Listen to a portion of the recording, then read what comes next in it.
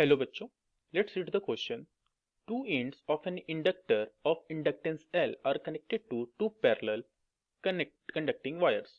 A rod of length small l and mass small m is given velocity v0 as shown in the figure.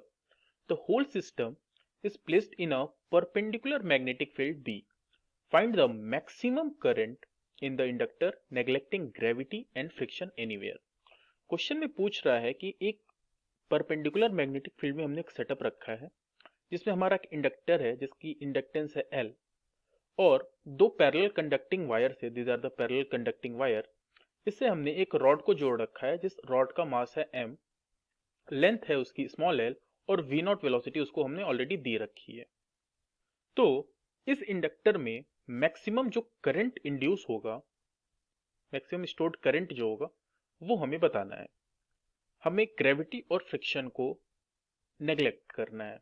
तो हमको पता है कि by applying energy conservation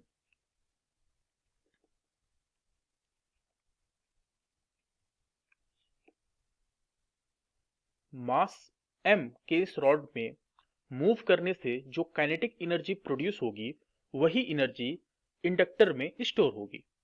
तो अगर हम ये लिखें that is half m v naught square is equal to, inductor में स्टोर होने वाली एनर्जी होती है हाफ l और जो करंट इंड्यूस होगा that I a max square.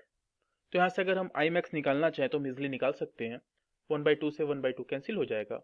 I max will be V naught into under root M upon L. So option B will be the correct answer. I hope you understood it well. All the best.